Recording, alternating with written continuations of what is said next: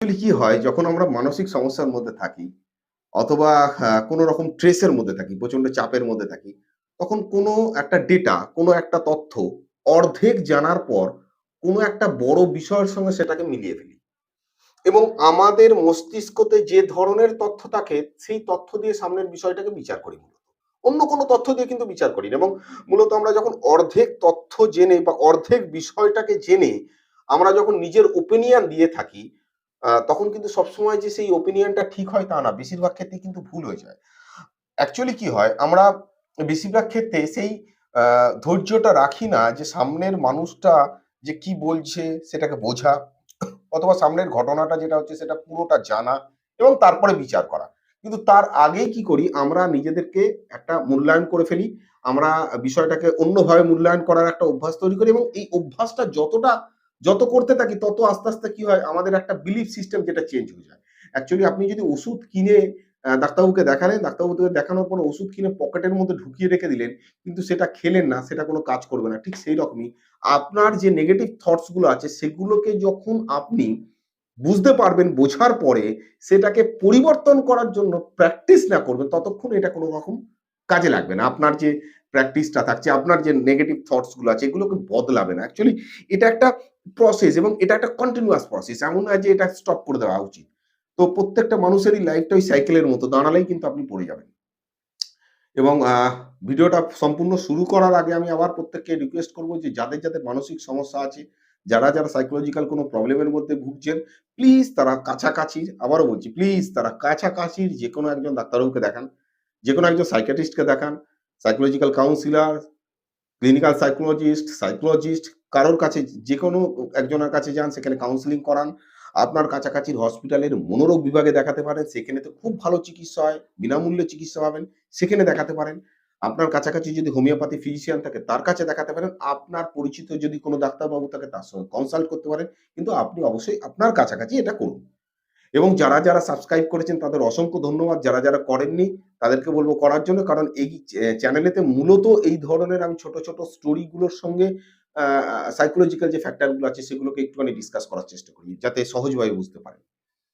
একজন টিচার স্কুলেতে পড়াচ্ছে এবং পড়াতে ছাত্ররা যারা আছে তাদের সঙ্গে ছোট একটা গল্প শেয়ার করছে। তো মাস্টারমশাই বলছেন যে এক ভদ্রলোক আ এবং এক ভদ্রমহিলা আ একটা বোটে করে জাহাজ করে যাচ্ছিলেন একটা সমুদ্রের মধ্যে দিয়ে একটা দ্বীপে, বিশেষ কোনো কাজের উদ্দেশ্যে।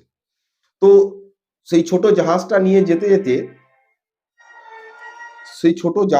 যেতে একটু প্রবলেম হয়। কি প্রবলেম হয়? তার সমস্যাটা হয়ে যায় যে ঝড় ওঠে। মানে যেতে জাহাজটা নিয়ে যেতে ঝড় ওঠে। এবং যার ফলে কি হয়? এমন অবস্থা হয় যে প্রায় ডুবে যাবে এই অবস্থা। এবং ওই জাহাজেতে বোটেতে একটাই লাইফ জ্যাকেট ছিল। ওই একটা লাইফ জ্যাকেট যেকোনো একজন পড়তে পারবে। তো ভদ্রলোক কি করে?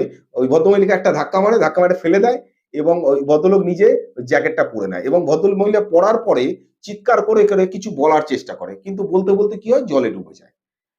তো ছাত্রদের উদ্দেশ্যে মাস্টারমশাই বলে যে, "উনি কি বলতে চাইছিলেন? তোমরা কিছু আ অনুমান করতে পারো?" তো প্রায় প্রত্যেকে হাত তোলে এবং প্রায় প্রত্যেকে হাত তুলে সেম উত্তর দেয়।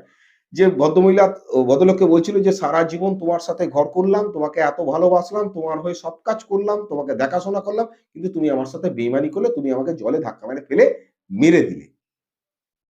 কিন্তু লাস্ট বেঞ্চেতে একটি ছেলে বসেছিল, সে চুপচাপ করে বসে আছে। তো ওই ছেলেটাকে ডাকে যে, "বাবা তুই বল, কি হতে পারে?" তো ছেলেটা উঠে দাঁড়িয়ে মাস্টারমশাইকে বলে যে, "ওই ভদ্রমহিলা চিৎকার করে বলছিল, 'আমি তো মারা যাচ্ছি, আমার সন্তানদেরকে ভালো করে দেখো। তুমি সন্তানের দিকে নজর রেখো। সন্তানগুলোকে ভালোবেসো।' তো বলল যে, "তুই কি করে জানলি এটা বলছে?" বলছে, "আমার মা যখন মারা যাচ্ছিল, আমার বাবাকে সেম কথা বলছিল।" পুরো ক্লাসরুম একদম স্টপড হয়ে যায়। পুরো চুপচাপ হয়ে যায়। স্টোরির ২য় স্টেপেতে আমরা জানছি, ২য় পার্টেতে আমরা যখন ঢুকলাম, তখন বিষয়টা অন্যরকম। ভদ্রলোক ফিরে যায়। ফিরে গিয়ে একটি তার বাচ্চা মেয়ে ছিল যাকে মানুষ করে। মেয়েটি বড় হয়। তার বাবার একদিন বয়স হয়, তার বাবা মারা যায়। মারা যাওয়ার পরে তার বাবার যে একটা ট্যাঙ্ক ছিল, মানে যার মধ্যে বইপত্র হাবিজাবি সব রাখতো, ওই ট্রাঙ্কের মধ্যে একটা ডায়েরি ছিল। সেই ডায়েরিটা মেয়েটা পায়। ডায়েরির মধ্যে লেখা আছে যে ভদ্রলোক তার ওয়াইফের একটা রোগের ব্যাপারেতে জানতে পারে এবং এই রোগটা ছিল মারণ কোনো রোগ এবং এই রোগটার চিকিৎসা একটা ডিপেতে হওয়ার হতো আরকি, সেখানেতে হতো। তো যার ফলে ভদ্রলোক চাইছিল যে সে তার ওয়াইফকে নিয়ে সেই দ্বীপেতে যাবে এবং গিয়ে চিকিৎসা করাবে। যদি সে বাঁচে।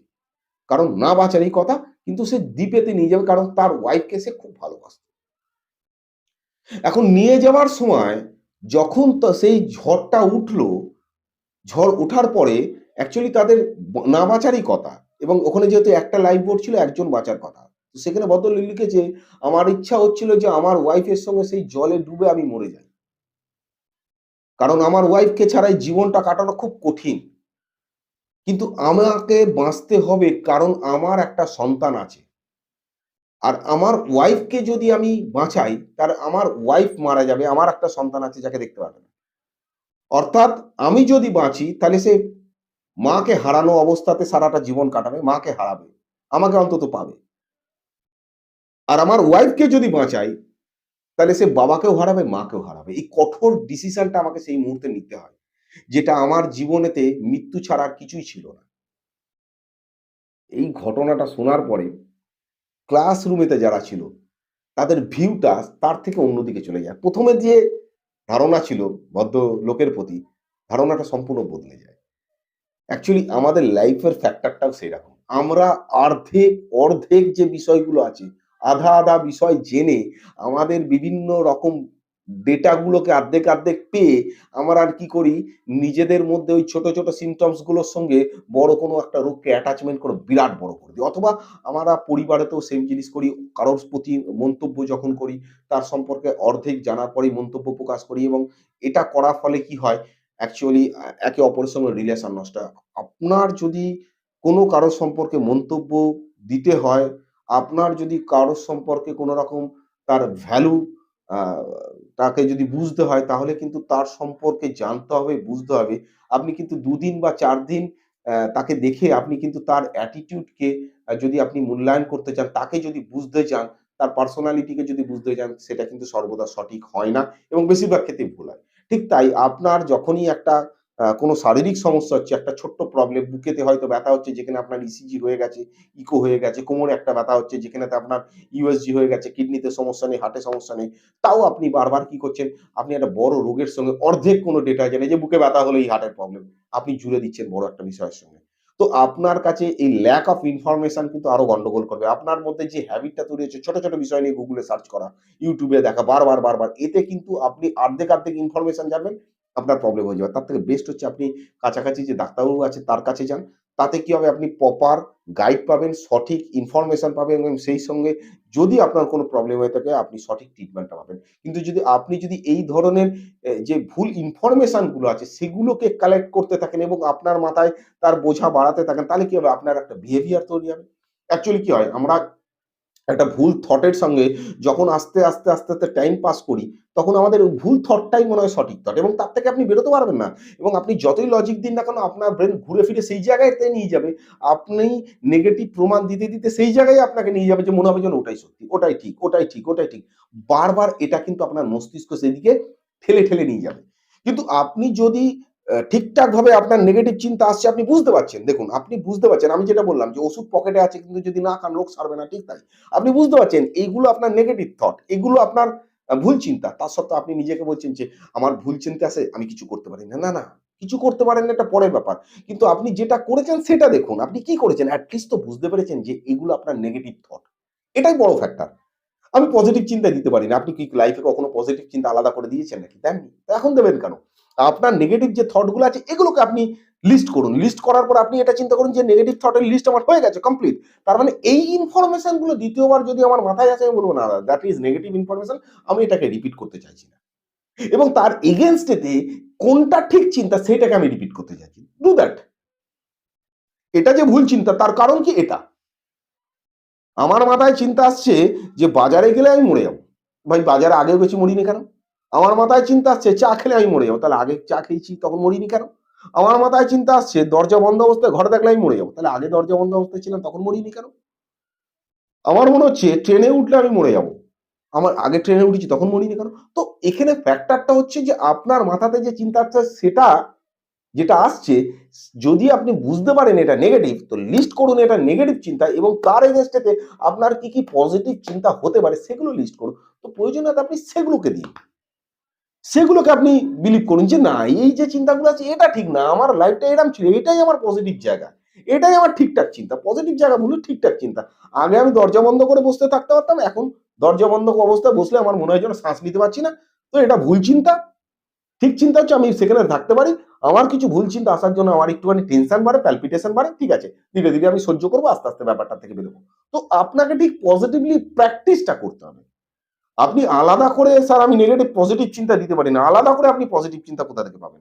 আপনার যে নেগেটিভ চিন্তাগুলো আছে যখন আপনি বুঝতে পারবেন এগুলো নেগেটিভ, এটার জায়গা এটা সঠিক চিন্তা, সেটাই পজিটিভ চিন্তা। এটা ভুল চিন্তা, এটা ঠিক চিন্তা, সেটাই পজিটিভ চিন্তা। আলাদা করে পজিটিভ চিন্তা আপনি কোথা থেকে আপনি নিয়ে আসবেন? ওটা আপনাকে বুঝতে হবে যে কোনটা আপনার ভুল আর কোনটা আপনার ঠিক। এর থেকে বিশেষ কিছু না। এইটুকুনি যদি আপনি নিজেকে জাস্টিফাই করেন তাহলে দেখবেন যে আপনার যে ভুল চিন্তার প্রতি যে একটা আ আমি কি বলি হ্যাবিট তৈরি হয়ে গেছে। এই হ্যাবিটটা ধীরে, ধীরে, ধীরে, ধীরে আপনি সেখান থেকে বেরোতে পারবেন। আদারওয়াইজ কিচ্ছু না। টেনশন নেওয়ার কিচ্ছু নেই। আপনি আপনার কাছাকাছি দেখান। দেখুন এত ঘাবড়াবার কিছু নেই। আর ধীরে, ধীরে, ধীরে, ধীরে আপনি বেরিয়ে যাবেন। Thank you very much.